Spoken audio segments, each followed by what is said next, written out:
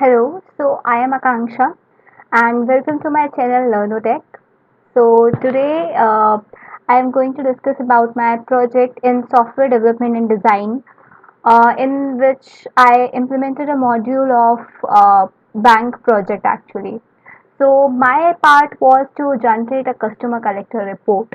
Uh, in simple words, it means that I have to generate collector reports. I mean, bank manager should be able to generate the collector report, and he should be able to view which collector brought in or collected how much money from which defaulters. So this was my project, and for that, I implemented it with the help of Java, JSP, and servlets. So before moving on to how the code works, how I have implemented it. So before that, let's have a quick watch towards the GitHub repository in which all my code resides. So this is the GitHub repository in which my code resides. Just a minute.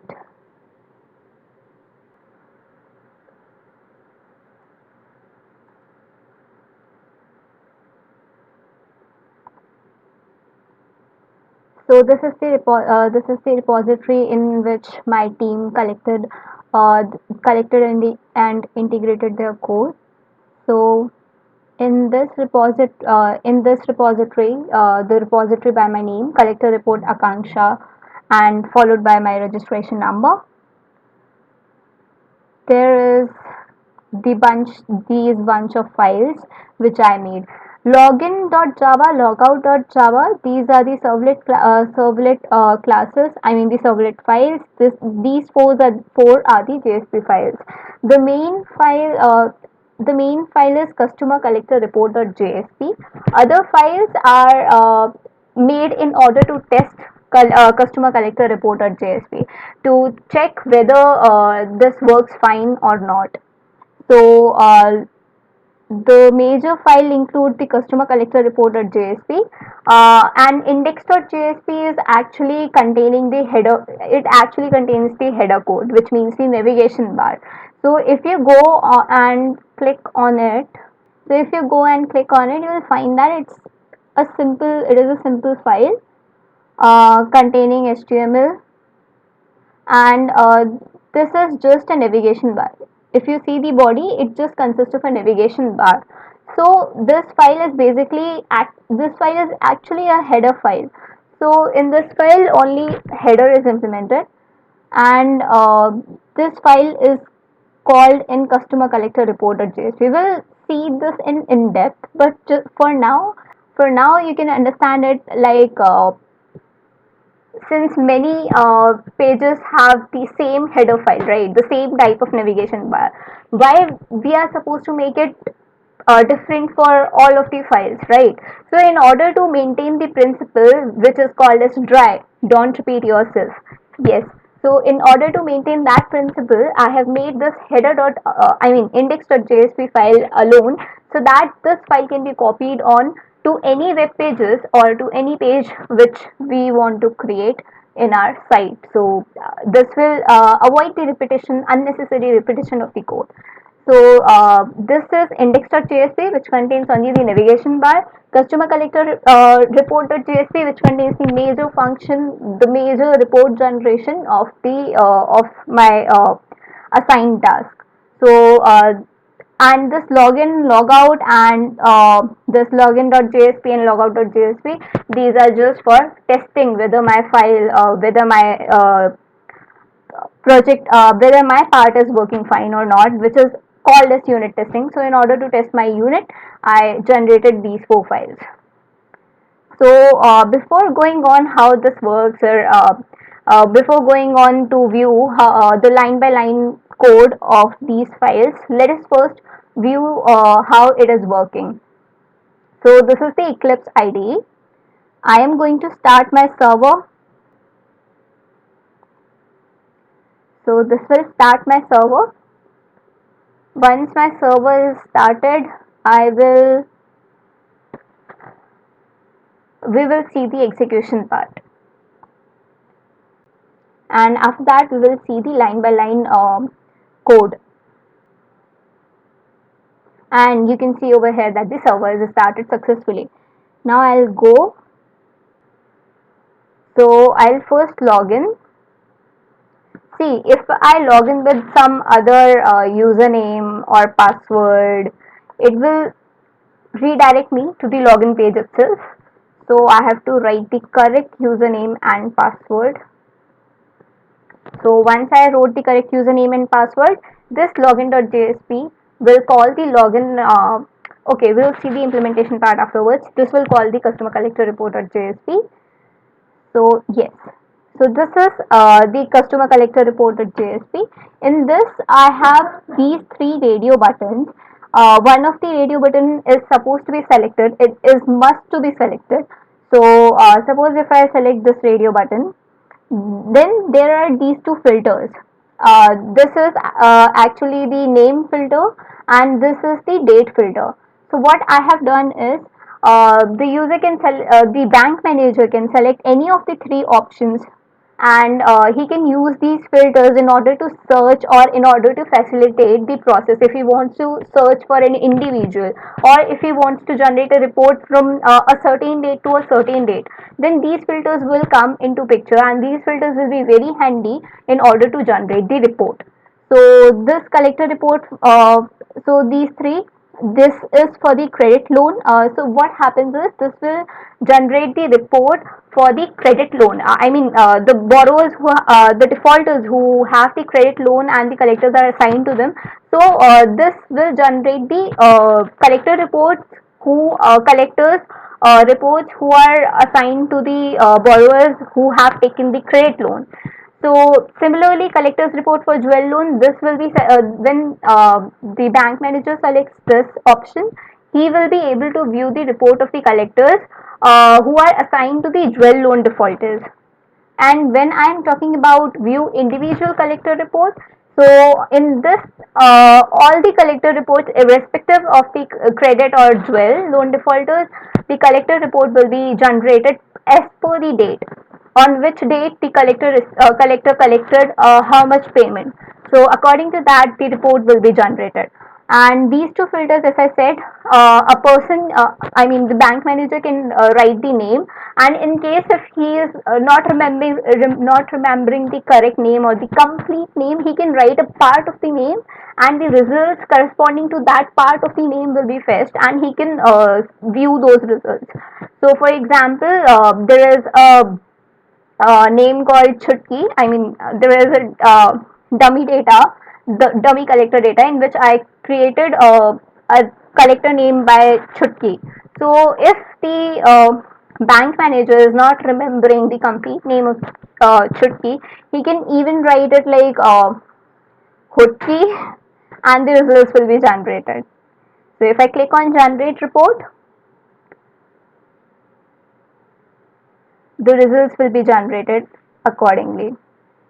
Yeah, so you can see the results are generated. Suppose he remembers like Mon and he clicks on this and generate report. So this report will be generated accordingly. So you can see that the amount collected, this is in descending order of the amount collected, right? So whoever collects the highest amount will be displayed at the top, and whoever collects the lowest amount will be displayed at the bottom. So these type of these type of collector reports are very helpful in the organization such as banking service or any other service, because because in such institutions, the institution itself, in order to promote the collectors or in order to boost their motivation, they give them some benefits, some rewards, right? So, and it will also help them to reject some collectors if they are not doing their work correctly. So these type of report generation will be very helpful in such organizations, whether it be banking service or any other institution. So this can be extended to any institution. So this is about how this is about the generation. And yes, of course, if I write the name, forget about name, if I just write the date 3/5/2000, to, let's say, 212, oops, there is no 13, 212 2020. So the report will be generated based on these dates. So if I click on generate report, you can see all the dates will lie in the range we submitted, which is 2003-5 to 2022 12. Violation will not happen, right? And if I will also give the collector name, for example, let's say Mon, and I'll also give the dates. Let's give something else now. Let it be 4/1/2020. If I click on generate report, so the report will be generated like this. Now, since we have seen the execution part, let's log out the system, and now let's move to the code. So let's start with login.jsp. So whenever we run our application, the login.jsp will run first. This is a simple page in which I have some HTML written over here. So this is the form. The first line in which you can see it is actually the page description, the language of the page, what is the content present in the page, what is the cache set, what is the page encoding. If you want, you can even write whether this page is the error page or not. If not, if suppose anything happens in the page, if some error occurs in the page, which page is supposed to be called to be displayed to the user. So all these things you can write over here. This is called the descriptlet tag. After that, this is the simple HTML wherein head, body, title, else are written. Now this is the form. So we have created a simple form, as you can see over here. This is a simple form in which there is this username and password, right? And there is also a button, right? So this username and password is there, and input type text and password. Yeah, that's a very simple form. And there is a submit button wherein the value is login. So once the user clicks on it, he will be directed to this login page, login dot Java class. Yeah. So it will be searching for this login, and method is post, of course, right? So this is login.java. It will call, so this login.jsp, when we click on submit button, it will call login.java. So what is happening in login.java? Let's see. So since, if you remember, we have mentioned that the post method is written in the form, right? So this do post method, it handles the post request. Okay, similarly there is a do get method which handles the get request. Since we are submitting data to the server, it is always advised to use the post method, and when you fetch the data from the server, it is advised to use the get request, right? So since we are posting the data to the server, we will be using do post method, and similarly in the form also we mentioned post method equals to post, right? So this is our class login class, and there is this method do post method in it. So in this method, what we are doing is we are using this request object. So HTTP servlet request and HTTP servlet response. So these are the classes from which we can create these objects directly, right? So we will be getting the username and password which are passed in the form when the user clicked on submit button. So we'll be storing that in uname and password. After that, we will be checking whether the username is equal to Akanksha and password is equal to 12345 or not.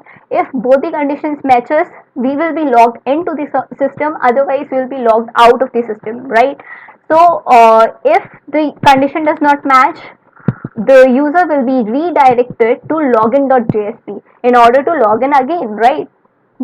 So, let's see what is written over in these three lines. So in the first line, we are taking this session. So in the first line, we are requesting a session. So what we are doing is we are trying to get the session. So HTTP session equals to request dot get session. We are asking for the session. Give me the session. So after the session, I am setting the attribute user. So this is the label. So this username is the label. We will use it in various cases in order to secure our website too. In order to secure my page customer collector report.jsp, I'll be using this label username. So the idea behind creating this session is once the user is suppose if the user is not logged in, then he is not supposed to view the page of your website, right? In suppose many of us use web.whatsapp, right? So if we are not logged into the web.whatsapp, we are not supposed to access the other person web.whatsapp, right? Similarly, in case of websites, other websites, if you are not logged in, if the page is secure, you are not supposed to access that page until and unless you are logged in, right? Customer collector report or JSP. This is for the collector report generation for only bank managers. No other person will be able to access it apart from the bank manager, right? Because he can even change the data. So, in order to prevent other persons to use it, it is very necessary to create a session so that we can check in the other pages that the user is authenticated or not. Otherwise, what will happen? You will just type the URL in your browser and you will be redirected to that page. But we don't want that. We want to prevent that. For that, we are creating this session, and this concept is called as session management. So we are creating the session. We are asking for the session. After that, we are setting the attribute. This is the label name, and this is the value passed in the form. So we are setting the username which we got from the form to this label username, and then we are sending the user to the customer collector report.jsp. So this was about how the login page works. Now let's move to the customer collector report.jsp. In the first line, again, this is a declarative scriptlet tag. So what is happening in this is we are including index.jsp. Now, as I told earlier, index.jsp is actually a header file, right? So this is actually a header file which contains only the navigation bar. This is made in order to make sure we follow the dry principle, which is don't repeat yourself code, right? So in this, again, these are simple HTML, and of course this is the declarative tag, and in the body we have this navigation bar, and then this UL in which we have this home page, welcome. So what is this dollar symbol username? If you remember, I told you that we will be using the username label in various cases, right? So this is the username, the in which we, if you remember, we set the session, right? In that session we wrote the label username, right? So that is this username. So when we write it like this dollar curly braces username, this will fetch the username and it will print like that. So in our case it is Akanksha, right? So welcome Akanksha will be there in the page if you remember. So this is actually this is JSTL, Java Standard Library. So yeah, you can use that. After that, there is this button which is the logout button. So this was about index.jsp, which will be there in the customer, which will also be included in the customer collector report.jsp. Now these are the simple HTML tags. This is the style which I made for the customer name display.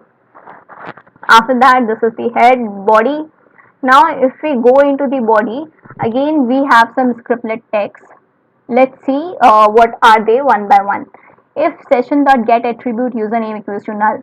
So what this line is checking is whether the username is there or not, whether the user is logged in or not. If you remember in login.java, we said that if the user is logged in, then send it to customer collector report.jsp. But if the user is not logged in, and also send it before sending it to the customer collector report or JSP. Make sure that you set the session attribute, right? So if you are logged in, that session attribute will be there. So you will be able to fetch the username. And if suppose your username is not there, if your session attribute is not there, which it simply means that you are not logged out. You are not logged in. You are logged out, and you are trying to access that page with the URL link. So you are not supposed to. So we are not supposed to give access to those people, right? So in that case, the user will be redirected to login.jsp. So this was the first system check which I did. So this I included in my test case documentation too. So in this case, the user will not be allowed to see my secure page in banking projects, in uh, projects in which we have to deal with such secure pages. We are supposed to do such things so that unauthorized people do not get access to our secure pages. Now coming to these three lines, what these three lines deals with is, if I'm supposed to tell you in layman terms, then these three lines actually works with caching. If you see in your browser, the caching happens, right? For example, these HTTP protocols, right? Hypertext transfer protocols. So due to this, caching happens. So what happens is your browser stores some values, or yeah, they store something in their cache, right? So this should be prevented. Why am I saying this? This is because, suppose, just suppose if you are using some other person's website and you log into the system, you use the website, and now you log out to the system, and but there will be that back button, right? So what if the user clicks on that back button? He will again be able to see your customer collector report or JSP, right? Because your HTTP has that cache control, right? So in order to remove those caching in your secure pages, these things are supposed to be implemented. So these three lines are for removing the cache. The first line, if you see, it is for HTTP 1.1. So this will prevent the back button for HTTP 1.1. This will prevent the caching for HTTP 1.1. Pragma no cache, this response that set header. Actually, this response, this Tomcat gives you by itself. So the response.set header pragma no cache. This will disable the caching for HTTP versions 1.0. Okay. So and the last one, response.set header expires 0. This is for proxy servers. So if in case you are using proxy, this will set the timer to 0, and no caching will happen. So all these three are very important if you are making a secure web page, so that if any user is using the proxy or any other thing, the user after logging out, he will not be able to access your web page. Let's see if this works in our page or not. So let me log in first.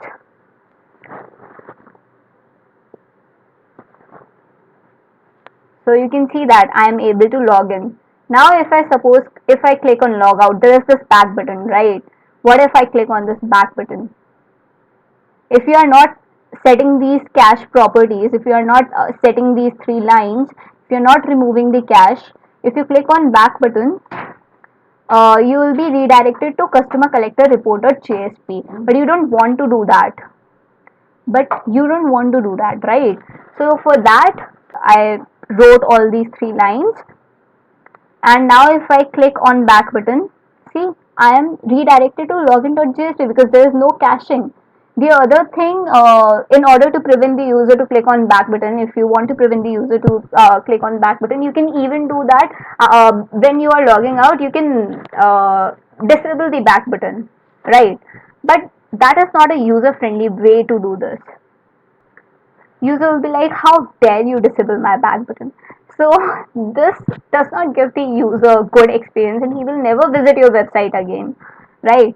So disabling the back button is a very bad thing, so don't do this. Instead of this, um, remove the caching, right? For secure pages, remove the caching.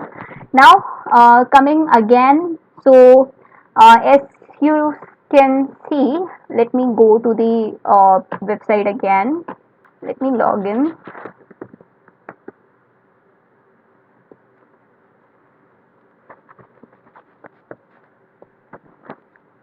So you can see that these are these three radio buttons, right? So the code for the same is written over here. So this is the heading which is there. Then this is the form tag. Now these are the radio buttons. The labels and radio buttons are over here. Once you are done with this, this is the collector name.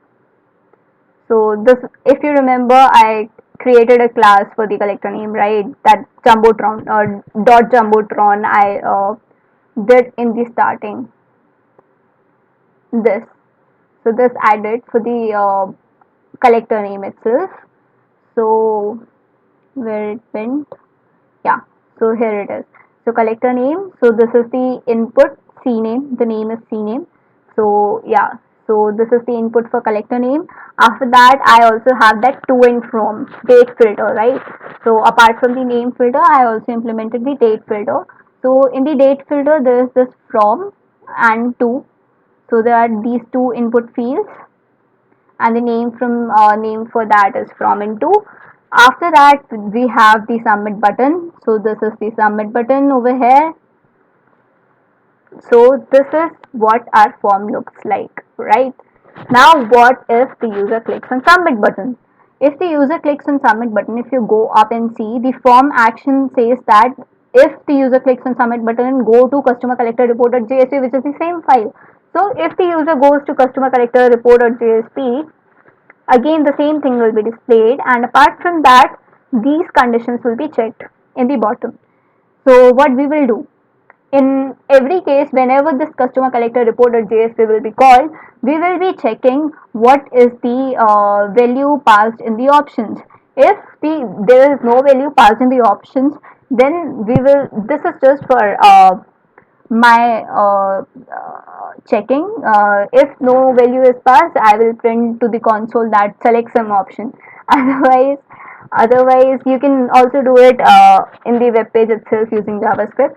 Else what you will do is, I have made some strings. So this is for the URL, this is for the username, and this is for the password. These strings will come handy when I'll be connecting to the database. So now this is request, or now I'll be fetching the contents, right? Options I already checked in the first one. Now I'll be fetching the contents to, from, and CNAME. So these two are for the date filters. This is for the name filter. Now if from the date equals to no string, so if that is just inverted commas, so in that case, from date will be, I set this from date to the lowest value possible in my database. And if to dot equals this, if there is no to date, if there is no date passed over there, then select this to the highest. Then I have written this to be the highest one. Now what will happen is, I'll check whether the user have selected the first option, second option, or the third option. If the user selects the first option is the individual collector report, right? So if the user have selected the first option in individual collector report, I am supposed to give the bank manager the amount collected by the collector, the date of payment, I mean the date at which he collected the payment, and the collector name, the borrower ID, and all those things, right? So let's see what is this SQL query which I have written over here. So there is one more thing. I wrote only one SQL query. If I want, I would have written like if and else statements, and I would have written multiple queries. But it is good to write only one query, right? Because in Java, strings are immutable. So if you change these strings again and again, this will consume memory, right? So it's not a good habit. Due to this, I wrote the whole query in one line itself. because this is the reason why I use those filters, right? These things, right? If this is equals to null, set that to the highest or lowest value. This is because I wanted to write the whole query in one line itself. So let's see how the query is written. So select borrowed amount divided by number of installments. So if you go to the schemas of the table, you will find out that there is the column known as borrowed amount, the amount borrowed by the borrower, and the number of installments he is supposed to pay. So by this, sorry, the number of installments he has already paid. So by dividing these two things, we will get to know how much amount he has already paid, right? And how much amount is collected by that collector, because every borrower is assigned only one collector. So we will get the amount collected by the collector, then the date of payment, then select name from borrower where borrower.bid. See, this is a subquery. I wrote this because if you see, if you go ahead and see, we have left join the installments table with the loans table. So see, from installments left join loans, right? So this installment and loans table does not contain the name of the collector or the name of the borrower. It only contains the collector ID and borrower ID, right? So we are supposed to fetch the collector name or the borrower name from their respective tables by using the ID which are present in these tables. So for that I have written this subquery, which is select name from borrower where borrower.bid equals to loans.bid, correct? And name that column as customer. Then loans.bid. If you're wondering why I wrote loans.bid over here and why I have not written like table name dot column name in other fields, this is because loans and installments, both the tables contains the borrower ID. So if I am supposed to use the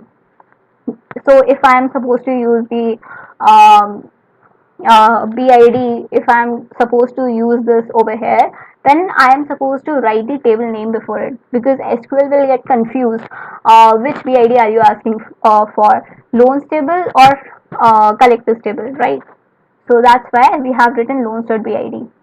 Then collector ID, and again, since we want the collector name, so that is the reason I am again writing the same type of subquery over here. Select name from collector where collector.collector ID equals to loans.collector ID. So and name that column as collector name.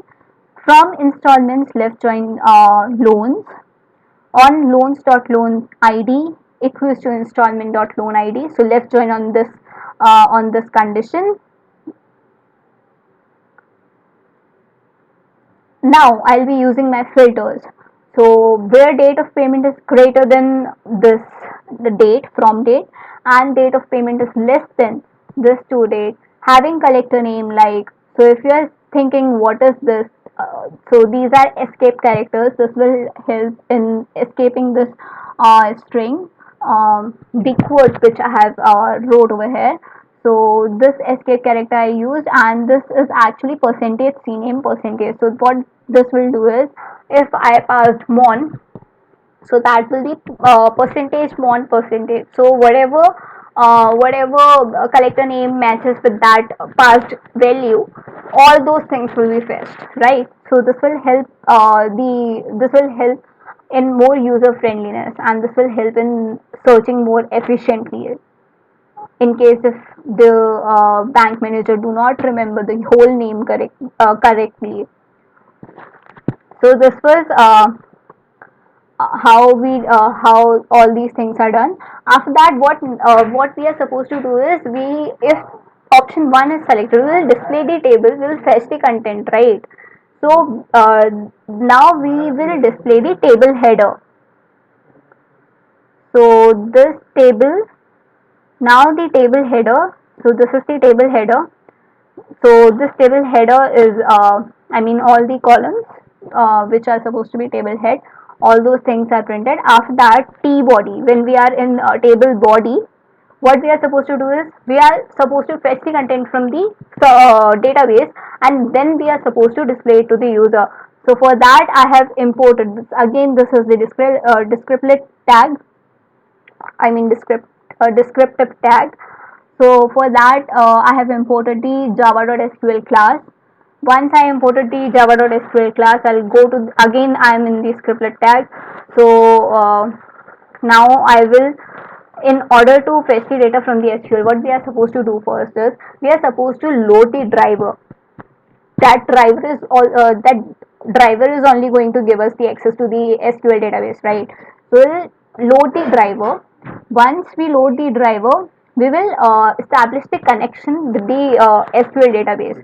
So this driver manager.get connection will help us to set the connection with the SQL database. Now this prepared statement, now URL, username and password, if you remember, we set in the first, before checking the conditions itself, right? If the user has selected something, then all those strings were set, right? So connection will be made to the database in this statement. After that, prepared statement st. So what will happen is we are preparing a statement, and after preparing the statement, we are going to execute that statement, right? So result set rs equals to st dot execute query. This is going to execute my statement. Now this int I equals to 1 is just for ranking purpose. Now since when until I have something to print, until I have something to give to the bank manager back, do one thing, uh, just print all those data like this and increment the rank, right? Now once you are done with all those things, close the connection, and in case if there is any exception, catch it and pin that to my console. So this was for the first option, and similar things will be done for the second option, third option, second and third option.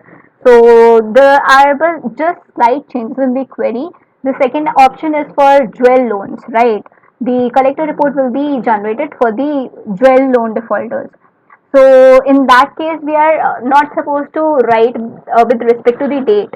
We are supposed to generate the report based on the total amount collected by the collectors for that for the particular jewel loan, right? So we will sum all the amount collected by the collector in terms of jewel loan, right? So in that case, we will use this aggregate function sum, and since we are using sum, we are also supposed to group it, right? Then only we are going to sum. So we'll group it by collector ID.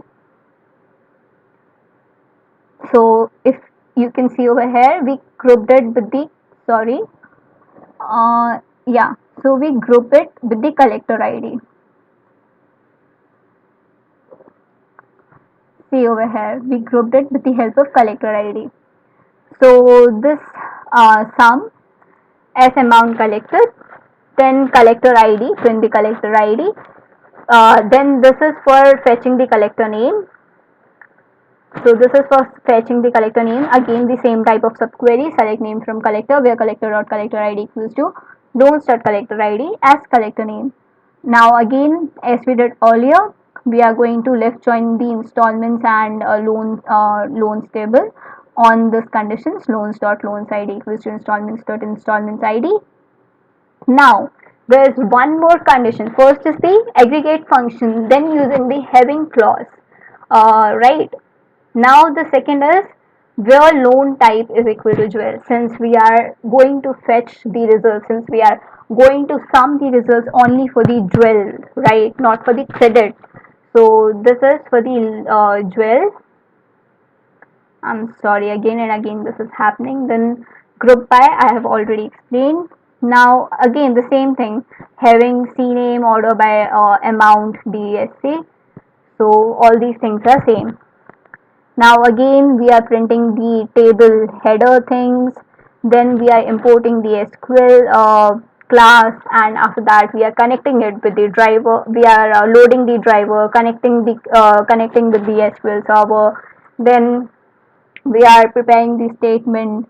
After that we are executing it, and whatever results we get, we are printing it with the help of while loop. Once we are done with this, we'll close the connection. If there is any error, or if there is any runtime error or exception for, print it to my console. Similarly, we'll do it for the third function. The only change in the subquery is this thing where loan type equals to CC, since we need the credit loan defaulters.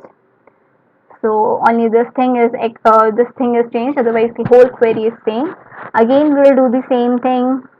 We will print the table headers. After that, we'll import the SQL class. After that, we'll import the SQL package. After that, we'll create the connection, load the class, create the connection, and write the statement, execute the statement until we have results to print it, then close the connection, and if there is any error, print it to the console.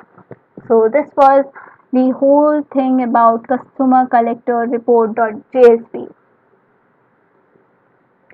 Now the only file left is logout.java. Now if you see the index, if you have seen the index.jsp, we have that logout button over here, right? So if in case this logout button is pressed, what will happen is it will call that this logout.java file. So when this file is called, what you have to do is in login we created the session, right? We set the attribute username. So when we are logging out, we are supposed to remove that label, right? That username. Otherwise, even though you made the user to log out, that user can access the pages. So creating the session and all those efforts will went into waste. So in order to prevent it, make sure that you remove this attribute, correct, which you set earlier. So what we did is we will get the session, we'll ask for the session, give me the session. Once you get the session, remove the attribute username which you set earlier. So after removing it, this is just for invalidating, and this once you are logged out, just redirect the user to the login.jsp page. So this was how the whole functionality works, and the output how it is working is also shared, right? So for jewel loan, if I'll write, let me not write any name. For jewel loan, if I'll ask to generate report, it will generate me the report, right? So collector names are Jerry and Doraemon. So these two collectors are assigned for jewel loans.